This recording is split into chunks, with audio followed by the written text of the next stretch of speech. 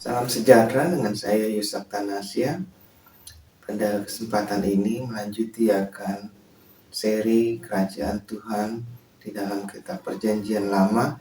Kita berbicara pada saat ini tentang Kerajaan Tuhan di dalam kitab Keluaran.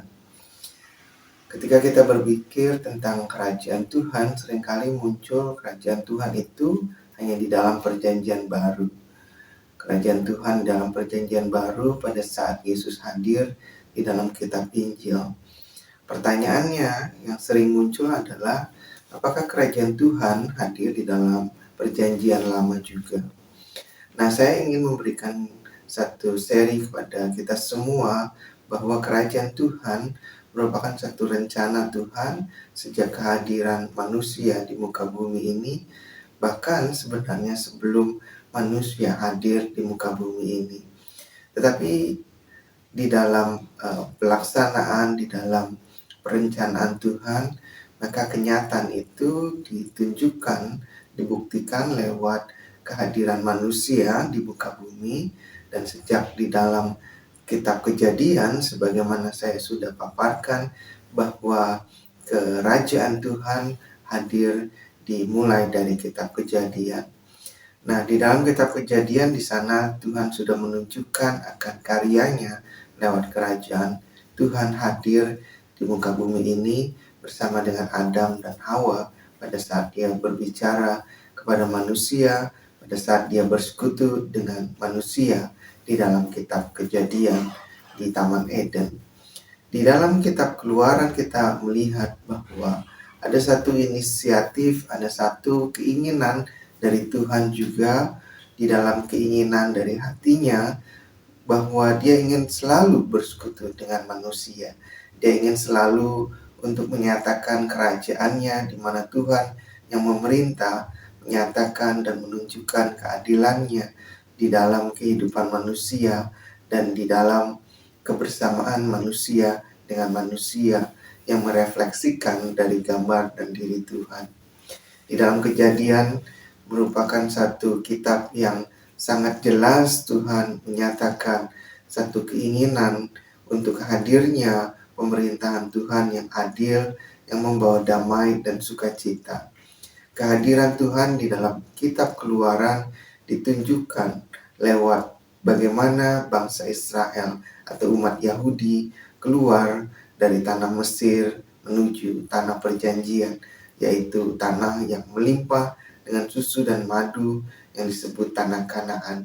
Kehadiran Tuhan di dalam perjalanan bangsa Israel, umat Yahudi dari Mesir ke tanah Kanaan merupakan bukti kehadiran Tuhan, kehadiran kerajaan Tuhan di tengah-tengah umatnya.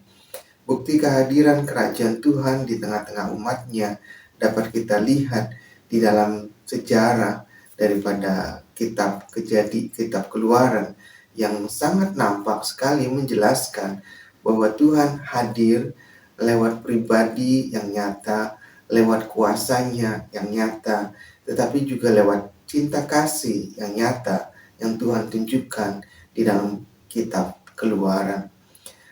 Kisah keluarnya bangsa Israel dari tanah Mesir menuju ke tanah Kanaan merupakan bukti kehadiran kerajaan Tuhan, menunjukkan bahwa Tuhan hadir di tengah-tengah umatnya.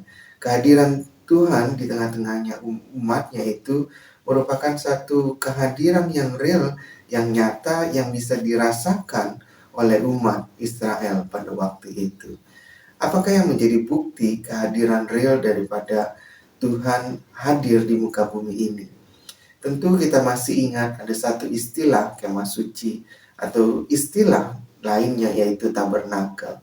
Bagaimana kehadiran Tuhan diwujudkan, dinyatakan lewat tabernakel atau kemah suci, di mana umat Yahudi, di mana orang-orang Israel, mereka bisa datang menyembah Tuhan, memberikan korban bakaran, dan bertemu dengan Tuhan yang diwakili oleh imam pada waktu itu untuk bersekutu, berbicara, dan menyampaikan isi hati mereka kepada Tuhan, maupun Tuhan menyampaikan isi hati mereka kepada umat Israel. Kehadiran Tuhan di tengah-tengah bait suci, yaitu kemah suci, kata lain atau tabernakel, merupakan satu wujud nyata bagaimana Tuhan hadir di muka bumi bersama dengan umat manusia. Kehadiran Tuhan, kerajaannya di muka bumi ini menunjukkan bahwa Tuhan ingin sekali bersekutu. Tuhan ingin menunjukkan pemerintahan, Tuhan ingin menunjukkan kekuasaan, tetapi juga Tuhan ingin menunjukkan cinta kasih kepada manusia yang harusnya terrefleksi, yang harusnya hubungan antar pemerintah, antar sesama manusia yang direfleksikan dari hubungan Tuhan dengan manusia, tercermin juga di dalam hubungan manusia dengan manusia, yang harusnya juga hubungan Tuhan dengan alam semesta ini dicerminkan, terrefleksi dari hubungan ciptaan, yaitu umatnya dengan alam ini, yang harusnya semuanya ini tercipta, harusnya semua ini terrefleksi dalam hubungan antara cinta kasih Tuhan dengan cinta kasih manusia dengan sesama. Disinilah kerajaan Tuhan ingin ditunjukkan. Disinilah kerajaan Tuhan ingin menunjukkan keadilan, kebenaran, damai sejahtera, sukacita, dan juga refleksi daripada manusia sebagai gambar dan rupa Allah sendiri. Kerajaan Tuhan memberikan satu bukti nyata bahwa Tuhan yang menciptakan langit dan bumi, Tuhan yang menciptakan alam semesta, Tuhan yang menciptakan manusia, memiliki satu relasi yang tidak dapat dipisahkan, memiliki satu hubungan yang tidak dapat terputus, memiliki satu koneksi yang tidak bisa terganggu. Kerajaan Tuhan ingin menunjukkan kepada manusia bahwa Dia adalah pencipta yang adil. Dia adalah pencipta yang memelihara kita semua, menunjukkan kepada kita pencipta yang mengasihi ciptaannya. Disinilah satu kerajaan yang mana Tuhan memerintah. Dia memerintah dengan memberikan hukum. Di dalam kitab Keluaran kita mengenal diturunkannya 10 hukum Tuhan kepada manusia. Disinilah Tuhan mengatur akan hubungan antara Dia dengan ciptaannya, antara ciptaan dengan sesamanya.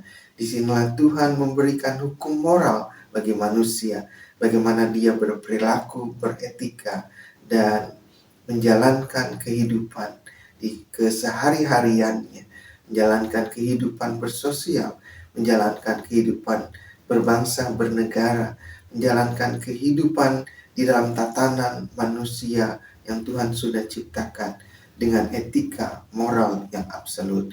Kerajaan Tuhan memiliki etika moral yang absolut.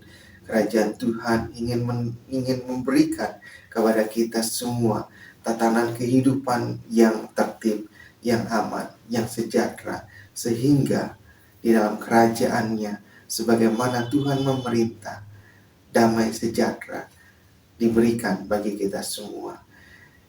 Kitab Kejadian, kitab Keluaran sudah menunjukkan kepada kita bahwa kerajaannya hadir, dan atas inisiatif Tuhan, Tuhan datang kepada manusia dengan memberikan tabernakel supaya manusia bisa bersekutu dengan Tuhan.